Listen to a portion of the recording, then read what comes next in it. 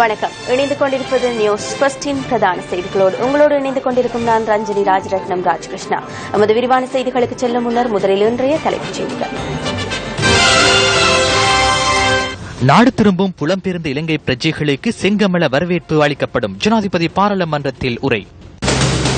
சபாநாயகராக கரு ஜெயசூரியவும் பிரதி சபாநாயகராக திலங்கு சுமதிபாலவும் நியமனம். குழுக்களின் பிரதி தலைவராக செல்வம் அடைக்கலநாதன் நியமனம். இலங்கையில் இடம்பெற்றதாக கூறப்படும் மனித உரிமை மீறல்கள் தொடர்பில் சர்வதேச விசாரணை நடாத்தப்பட வேண்டும். வடமாகாண சபையில் பிரேரணை. எதிர்க்கட்சி தலைவராக ரா சம்பந்தன் நியமிக்கப்பட வேண்டும் என தமிழ் தேசிய கூட்டமைப்பின் பாராளுமன்ற குழு தீர்மானம். வித்யாவின் கொலை தொடர்பிலான மரபணு பரிசோதனையை மீண்டும் மேற்கொள்ளுமாறு ஊர்காவல்துறை நீதிமன்றம் உத்தரவு. 22 வருடங்களின் பின்னர் இலங்கை மண்ணில் இந்தியா டெஸ்ட் போட்டி தொடரை கைப்பற்றியது. இனி விரிவான செய்திகள். இலங்கையின் 8வது பாராளுமன்றத்தின் செயற்பாடுகள் ஜனாதிபதி மைத்ரிபால சிறிசேன தலைமையில் இன்று மாலை உத்தியோகபூர்வமாக ஆரம்பிக்கப்பட்டன. பிரித்தானியாவின் வெஸ்ட்மினிஸ்டர் முறையின் சம்பிரதாயங்களை பின்பற்றி ஜனாதிபதி மைத்ரிபால சிறிசேன குதிரைப்படை பின்தொடர பாராளுமன்றத்திற்குள் பிரவேசித்தார். ஜனாதிபதி மைத்ரிபால சிறிசேன அவர்களை வரவேற்க காத்துக் கொண்டிருக்கின்றார்கள்.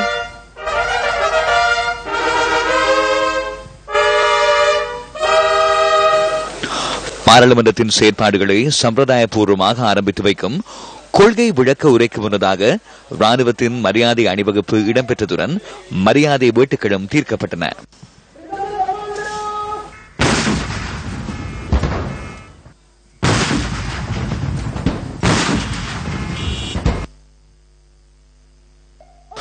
பொதுத் தேர்தலின் பின்னர் ஆட்சிப்பீடம் ஏறிய அரசாங்கத்தின் தலைமைத்துவத்தினால் தமது அரசின் கொள்கைகள் மற்றும் எதிர்கால திட்டங்கள் தொடர்பில் ஆற்றுகின்ற உரை ஆரம்பத்தில் சிம்மாசன உரை என்றும் 1978 ஆண்டின் பின்னர் அரசாங்கத்தின் கொள்கை உரை எனவும் அறிமுகப்படுத்தப்பட்டது. அதன்படி ஜனாதிபதி மைத்ரிபால சிறிசேன அரசாங்கத்தின் கொள்கை உரையை ஆற்றினார். தேசிய அரசாங்கத்தை அடிப்படையாக கொண்டு 2 பிரதான கட்சிகளும் இணைந்து கட்டியெழுப்பும் இணக்க கூட்டமைப்பின் பிரதான நோக்கங்களை நான் இவ்விடத்தில் எடுத்துக் கூற விரும்புகின்றேன்.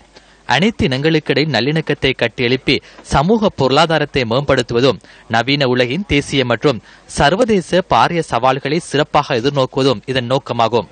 இந்த சவால்களை எதிர்கொள்ளும் வகையில் உயர்ந்த மட்டத்தில் மானிட அபிவிருத்தியை ஏற்படுத்தி நாட்டை கட்டியெழுப்புவதும் இதன் நோக்கம் என்பதனை கூற விரும்புகின்றேன். ஊழலை ஒழித்தல், பொருளாதார மற்றும் வெளிநாட்டு கொள்கைகள் தொடர்பிலும் ஜனாதிபதி இன்று பாராளுமன்றத்தில் விளக்கமளித்தார். ஊழல், மோசடி மற்றும் வீண் விரயத்தை தடுக்கும் வகையில் செயற்படுவது எனது அரசாங்கத்தின் அடிப்படை கொள்கையாகும்.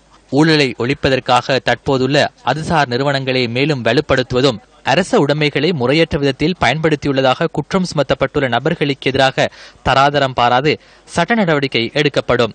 அவர்கள் எந்த கட்சியாக இருந்தாலும் அவர்களை நீதிமன்றத்தின் முன் நிறுத்துவதற்கு நான் பின் நிற்பதில்லை. எமது நாட்டின் பௌத்த பொருளாதார நோக்கினை ஒரு பாரிய வளமாக கருதுவதுடன் அதனை ஒரு பாக்கியமாகவும் நினைக்கின்றேன். அதிக சேவைகளை பயன்படுத்தும் நாட்டை விட குறைந்தபட்ச சேவைகள் மூலம் அதிகபட்ச திருப்தி அடையக்கூடிய திருப்திகரமான மக்கள் வாழும் நாட்டை எமது எதிர்கால சமூகத்துக்கு வழங்குவது முக்கியமல்லவா?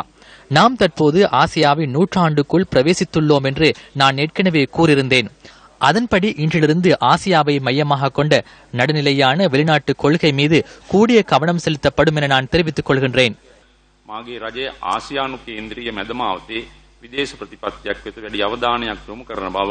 உள்நாட்டிலும் வெளிநாட்டிலும் இருக்கும் புத்திஜீவிகளுக்கு ஜனாதிபதி இதன்போது அழைப்பு விடுத்தார்.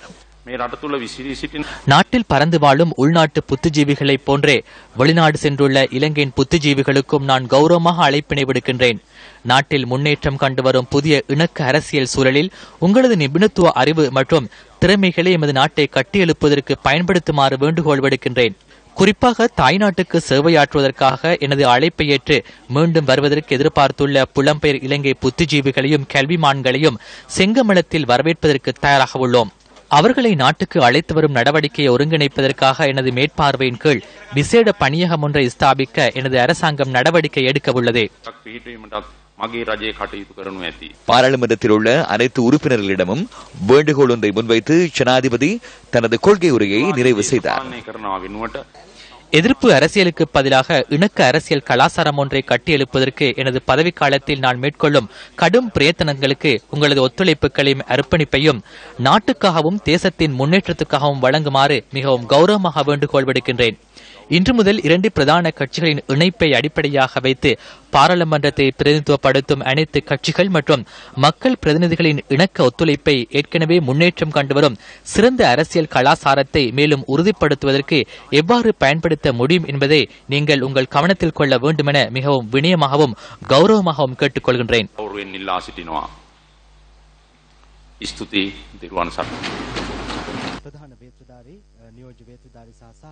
என்று அழைக்கப்படும் அறையை விட்டு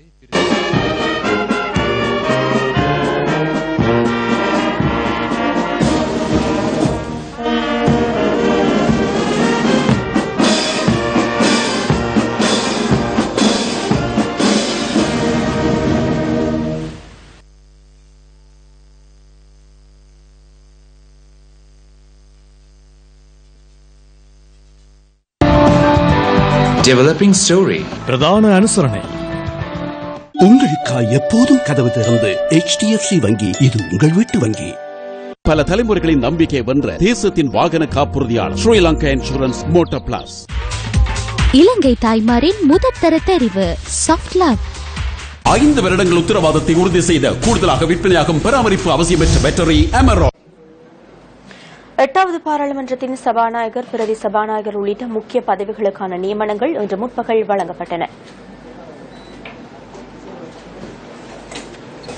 பாராளுமன்றம் இன்று காலை 9:30 கூடிய சந்தர்ப்பத்தில் முதலாவதாக சபாநாயகர் தெரிவு செய்யப்பட்டார். 8வது பாராளுமன்றத்தின் சபாநாயகர் பதவிக்கு கரு ஜயசூரியவின் பெயரை பிரதமர் ரணில் விக்ரமசிங்க பிரேரித்தார். டிமா ஸ்ரீபாலடி சில்வா அதனை வழிமொழிந்தார். அதன் பிரகாரம் கரு ஜயசூரிய நாட்டின் 20வது சபாநாயகராக ஏகமனதாக தெரிவு செய்யப்பட்டார்.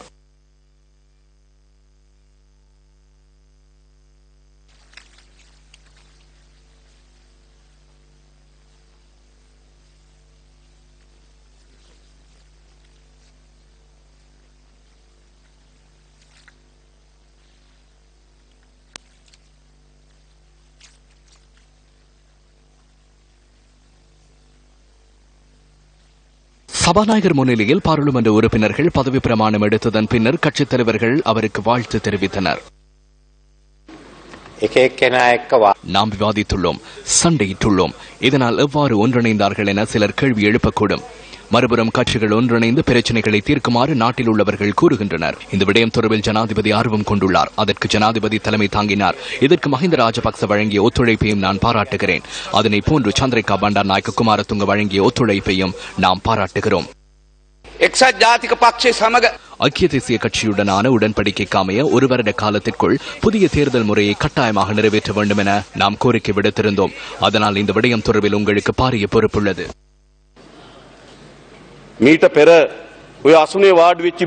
இதற்கு முன்னர் அந்த ஆசனத்தில் அமர்ந்து வலது பக்கத்தை பார்த்தால் ஆளும் கட்சியும், இடது பக்கம் பார்த்தால் எதிர்க்கட்சியும் தென்படுகின்றமையால் தீர்மானங்களை எடுக்கும் போது சபாநாயகருக்கு மிக இலகுவாக இருக்கும். எனினும் இன்று உங்களுக்கு உரித்தான பாராளுமன்றம் பல்வேறு சிக்கல்களை எதிர்கொண்டுள்ளது. சமாதானத்தை நிலையாக பாதுகாத்து தேசிய பாதுகாப்பை நிலையாக ஸ்தாபித்து இந்த நாட்டில் உள்ள பல்லின மக்களின் பல்வகை தன்மையை பாதுகாப்பதை போன்று பல்வகை தன்மைக்குள் காணப்படும் ஒன்றிணைவையும் பாதுகாத்து முன்னோக்கி செல்லும் பொறுப்பு மக்கள் பிரதிநிதிகளான எமக்குள்ளது. ஸ்ரீலங்காய் பிரதான தேசபாலன பக்ஷ දෙකම இந்த எதிர்க்கட்சிக்குள் எதிர்க்கட்சி ஒன்றுள்ளதை காலம் செல்லும் போது நீங்கள் அறிவீர்கள். எதிர்க்கட்சி எந்த அளவு சிறியதாக இருந்த போதிலும் அதன் உரிமையை பாதுகாப்பதற்கு நீங்கள் தலையீடு செய்வீர்கள் என்று நாம் நம்புகிறோம். ஐக்கிய மக்கள் சுதந்திர கூட்டமைப்பை பிரதிநிதித்துவப்படுத்தும் உறுப்பினர் என்ற ரீதியில் சுயாதீன கருத்துக்களுடன் எதிர்க்கட்சியை பிரதிநிதித்துவப்படுத்த வேண்டும் என்ற தீர்மானத்தை நான் எடுத்துள்ளேன். அதனால் அரசாங்கத்துக்குள் இணையும் எண்ணம் எமக்கு இல்லை என்பதை இந்த சந்தர்ப்பத்தில் கூறிக்கொள்கிறேன். செயற்குழு முறையை மேலும் பலப்படுத்தி அனைவருக்கும் அதில் செயற்படுவதற்கு வாய்ப்பளிக்க 8வது பாராளுமன்றத்தின் ஊடாக முடியுமெனின் வெற்றிகரமான நடவடிக்கைக்குள் நீங்கள் பிரவேசிப்பதை அது எடுத்து காட்டும்.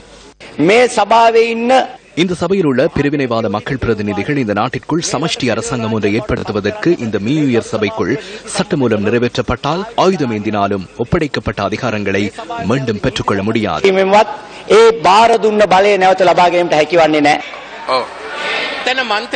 பார்லிமெண்ட் உறுப்பினர்கள் ஆயுதங்கள் தொடர்பில் பேச முடியாது, எதிர்ப்பு தெரிவிக்க முடியும். எனினும் ஆயுதங்கள் தொடர்பில் பேச முடியாது.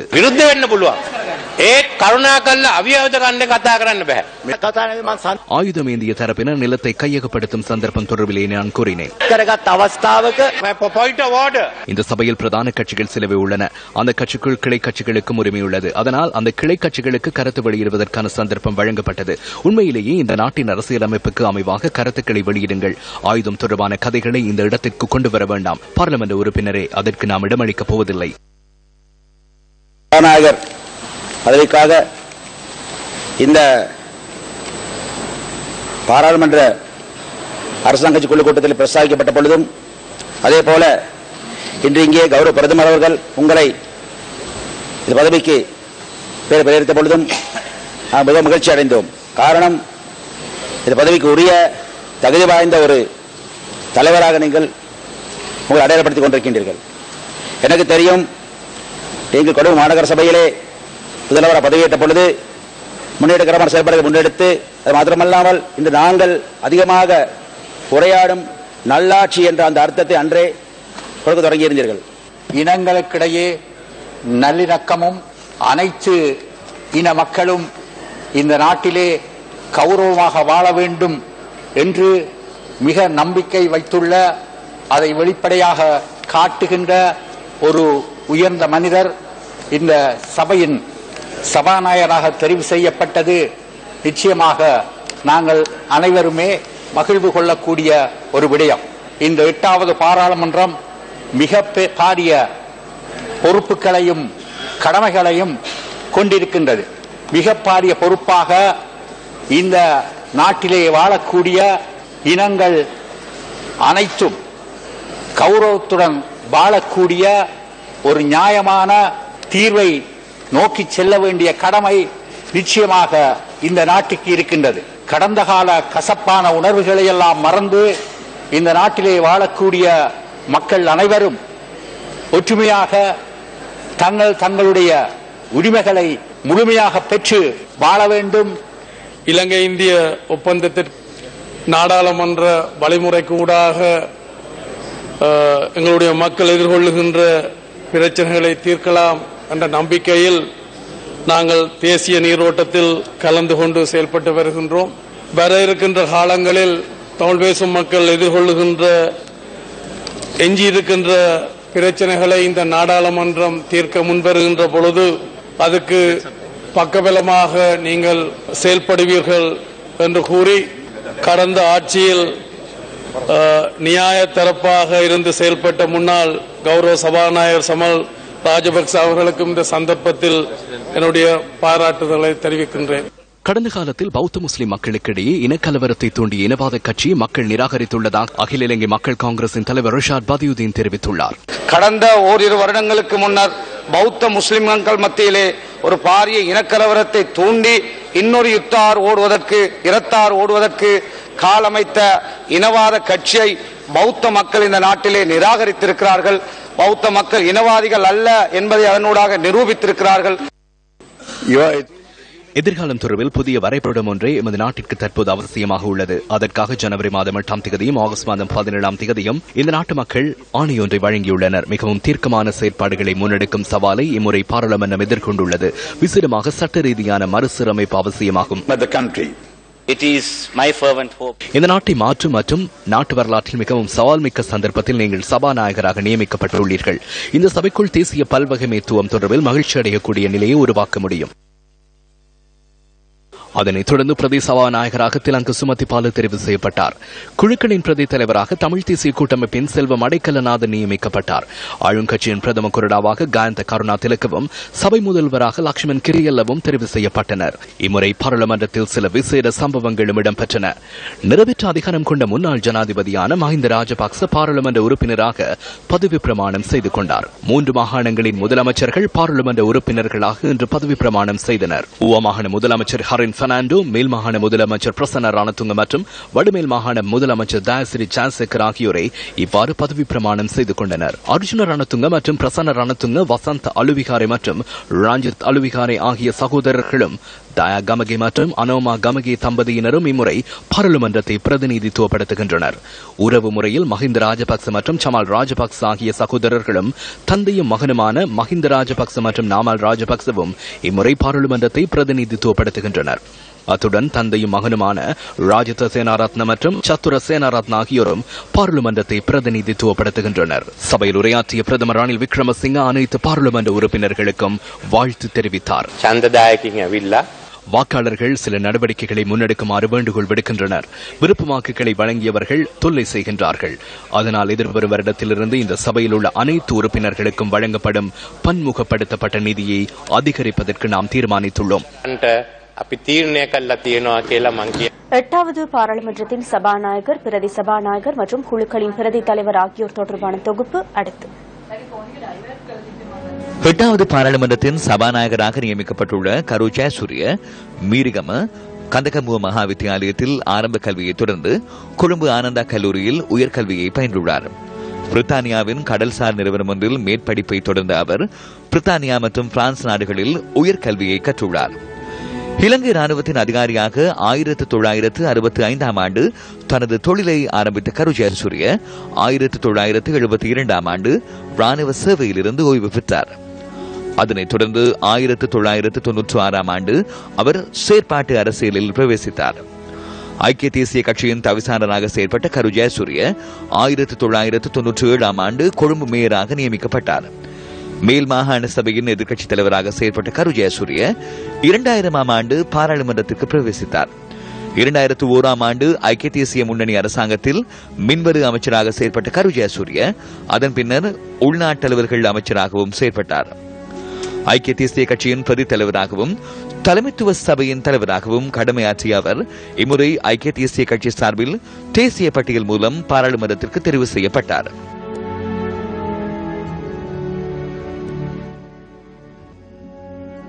இன்று முதல் எதிர்வரும் 6 வருடங்களுக்கு பாராளுமன்றத்தின் பிரதி சபாநாயகராக நியமிக்கப்பட்டுள்ள திலங்க சுமதிபால அரசியலுக்கு முன்னர் வர்த்தகத் துறையில் மிளிர்ந்துள்ளார். 2009 ஆண்டு மேல் மாகாண சபைக்கு தெரிவான திலங்க சுமதிபால அதன் பின்னர் பாராளுமன்றத்தை பிரதிநிதித்துவப்படுத்துவதற்கான சந்தர்ப்பத்தை பெற்றுக் கொண்டார். அரச திறன் விருத்தி மற்றும் தொழில் பயிற்சி பிரதி அமைச்சராக பதவி வகித்த அவர் ஐக்கிய மக்கள் சுதந்திர கூட்டமைப்பின் தேசிய பட்டியல் மூலம் இம்முறை பாராளுமன்ற பிரவேசத்தை பெற்றுக் கொண்டார். தமிழ் தேசிய கூட்டமைப்பின் பங்காளி கட்சியான தமிழீழ விடுதலை இயக்கத்தின் தலைவர் செல்வம் அடைக்கலநாதன் குழுக்களின் பிரதி தலைவராக இன்று நியமிக்கப்பட்டுள்ளார். செல்வம் அடைக்கலநாதன் வன்னி மாவட்டத்தை பிரதிநிதித்துவப்படுத்தி 2000 ஆண்டு முதல் 4 முறை பாராளுமன்றத்திற்கு தெரிவு செய்யப்பட்டமை குறிப்பிடத்தக்கதாகும்.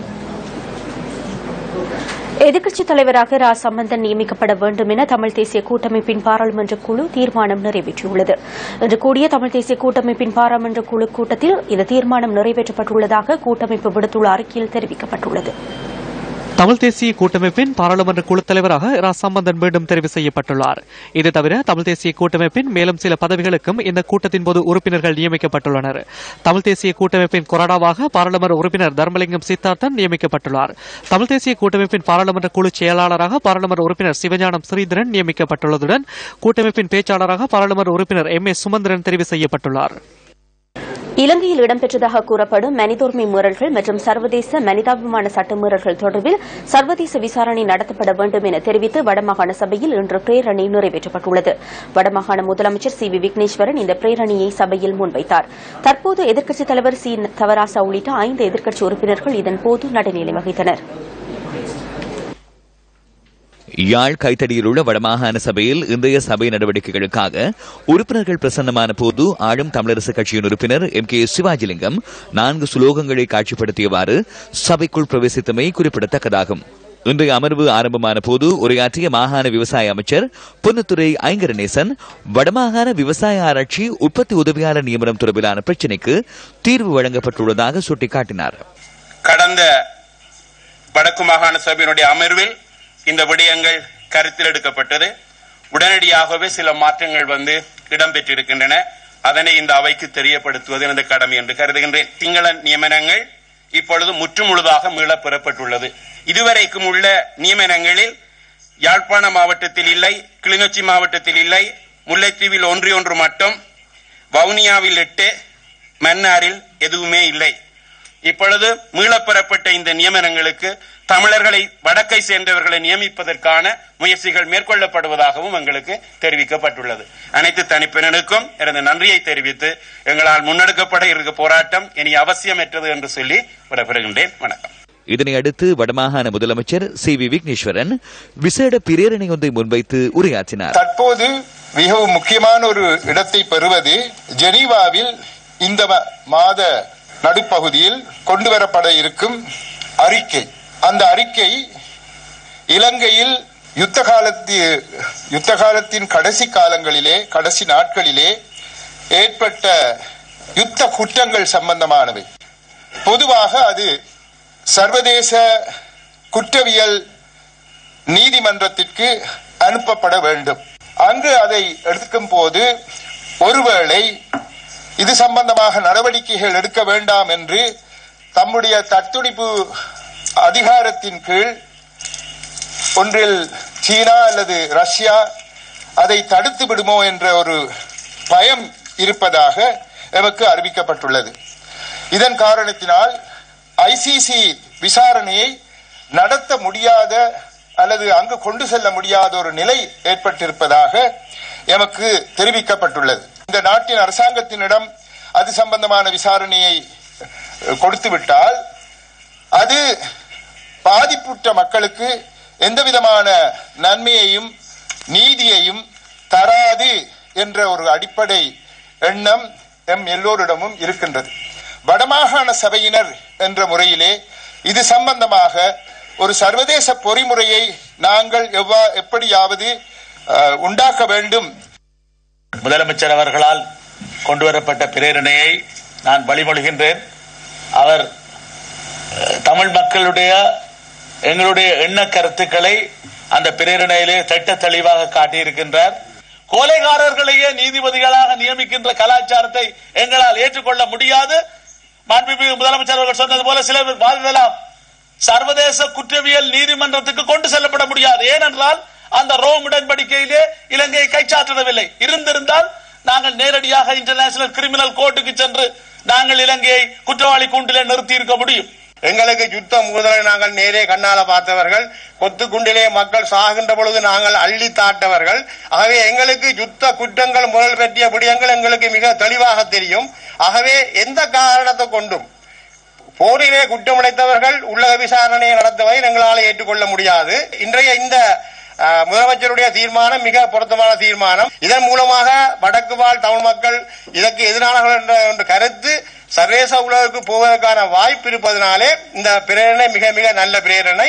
வடமாகாண சபையின் ஆளும் கட்சி உறுப்பினர்கள் இந்த பிரேரணைக்கு ஆதரவாக கருத்துக்களை முன்வைத்த போது எதிர்த்தரப்பில் இருந்த எதிர்க்கட்சித் தலைவர் சி. தவராசா மற்றும் எஸ். தவநாதன், சேத்திலக, தர்மபால சிரவிரத்ன, ரிஃப்கான் பதியுதீன் ஆகியோர் நடுநிலை வகித்தனர். யாழ் புங்குடுதீவு மாணவி வித்யாவின் கொலை தொடர்பான மரபணு சோதனையை மீண்டும் முன்னெடுக்குமாறு ஊர்காவற்துறை நீதவான் எஸ். லெனின்குமார் உத்தரவு பிறப்பித்துள்ளார். வித்யா பாலியல் வன்புணர்வுக்கு உட்படுத்தப்பட்டு கொலை செய்யப்பட்டமை தொடர்பிலான வழக்கு ஊர்காவற்துறை நீதவான் நீதிமன்றத்தில் இன்று விசாரணைக்கு உட்படுத்தப்பட்ட போது அவர் இந்த உத்தரவை பிறப்பித்தார். சம்பவத்துடன் தொடர்புடைய 9 சந்தேக நபர்களும் ஊர்காவற்றுறை நீதிவான் நீதிமன்றத்தில் இன்று ஆஜர்படுத்தப்பட்டதை அடுத்து எதிர்வரும் 15ஆம் தேதி வரை தொடர்ந்தும் விளக்கமறியலில் வைக்கப்பட்டுள்ளனர். இதேவேளை 4ஆம், 7ஆம் மற்றும் 9ஆம் இலக்க சந்தேக நபர்கள் சார்பில் சட்டத்தரணி ஒருவர் முதல் தடவையாக நீதிமன்றத்தில் இன்று ஆஜராகியுள்ளார். தமது கட்சிக்காரர்களுக்கு இந்த சம்பவத்துடன் தொடர்பு இல்லை எனவும் விசாரணைகளை துரிதப்படுத்தி அவர்களை விடுதலை செய்வதற்குரிய நடவடிக்கைகளை மேற்கொள்ள வேண்டும் எனவும் சந்தேக நபர்கள் சார்பில் ஆஜரான சட்டத்தரணி நீதிமன்றத்திடம் கோரியுள்ளார். இதேவேளை மாணவி வித்யாவின் கொலை தொடர்பில் சேகரிக்கப்பட்ட இரத்த மாதிரிகள் மற்றும் தடய பொருட்களினூடாக பெற்றுக் கொள்ளப்பட்ட மரபணு சோதனை தெளிவில்லாததால் அவற்றை மீண்டும் பகுப்பாய்வுக்கு உட்படுத்துமாறும் நீதவான் எஸ். லெனின்குமார் உத்தரவு பிறப்பித்துள்ளார். புங்குடுதீவு மாணவி வித்யா கடந்த மே மாதம் 13ஆம் தேதி கூட்டு வன்புணர்வுக்குட்படுத்தி கொலை செய்யப்பட்ட நிலையில் சடலமாக மீட்கப்பட்டார். இதனை அடுத்து வித்யாவின் கொலையுடன் சம்பந்தப்பட்டவர்களுக்கு உரிய தண்டனை வழங்க வேண்டும் என கோரி பாடசாலை மாணவர்கள் உள்ளிட்ட பலர் நாடளாவிய ரீதியில் ஆர்ப்பாட்டங்களை கொண்டமை குறிப்பிடத்தக்கது. சுயாதீன தொலைக்காட்சி நிறுவனத்தின் முன்னாள் தலைவர் அனுர சிறிவர்தன பாரிய நிதி மோசடி விசாரணை ஜனாதிபதி ஆணைக்குழு முன்னிலையில் இன்று ஆஜரானார். இது தொடர்பான விரிவான தகவலை எமது 10:45 பிரதான செய்திகளில் எதிர்பாருங்கள். எதிர்வரும் 3ஆம் தேதி ஜனாதிபதி மைத்ரிபால சிறிசேனவின் பிறந்த நாளை முன்னிட்டு சோமாவதி புண்ணிய பூமியில் தற்போது பிரித்த அனுஷ்டானங்கள் இடம்பெற்றுக் கொண்டிருக்கின்றன. ஜனாதிபதி மைத்ரிபால சிறிசேன நாளை காலை இந்த அனுஷ்டானங்களில் கலந்து கொள்ள உள்ளதாக அங்கிருக்கும் எமது அலுவலக செய்தியாளர் குறிப்பிட்டார். நியூஸ் ஃபர்ஸ்ட் சக்தி சிரச ஒன்றிணைந்து இந்த நிகழ்வை ஏற்பாடு செய்துள்ளமை குறிப்பிடத்தக்கதாகும். நவீன யுகத்திலும் நாட்டில் அடிப்படை வசதிகள் கூட உரிய முறையில் காணப்படாத பல பிரதேசங்கள் காணப்படுகின்றன. அவ்வாறானதொரு கிராமமே மட்டக்களப்பு போரதீவு பற்று சுரவணியடியூற்று கிராமம். மட்டக்களப்பு போரதீவு சுரவணியடியூற்று கிராமத்தில் சுமார் 100 குடும்பங்கள் உரிய இருப்பிடங்கள் இன்றி வாழ்ந்து வருவதாக தெரிவிக்கப்படுகின்றது. ஓலை குடிசைகளிலும் தகர கொட்டில்களிலும் தமது வாழ்க்கையை நடத்த வேண்டிய துர்ப்பாக்கியத்திற்கு தாம் தள்ளப்பட்டுள்ளதாகவும் சுரவணியடியூற்று கிராம மக்கள் அங்கலாய்கின்றனர். அம்பாறை நாவிதன்வெளி விவசாயிகள் நெல்லை சந்தைப்படுத்த முடியாத சிக்கல் நிலையை எதிர்கொண்டுள்ளனர். களஞ்சிய சாலைகளில் நெல்லை சேமிப்பதற்கு போதிய இடவசதியின்மையே இந்த சிக்கல் நிலைக்கு காரணம் என விவசாயிகள் சுட்டிக்காட்டுகின்றனர்.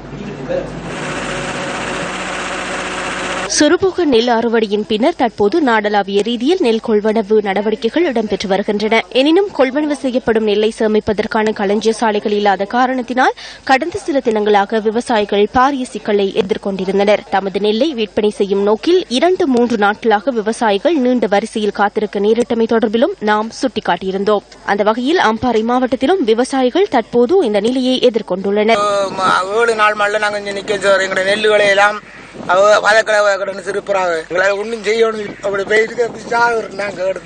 இதை பத்தி சிந்திக்கிறதுக்கு கேட்கறதுக்கு யாரும் இல்லாம மேலதிகாரிகள் வந்துட்டு 10 மணி 11 மணி தான் அந்த நெல் எடுக்கிறத ஆரம்பிச்சாங்க.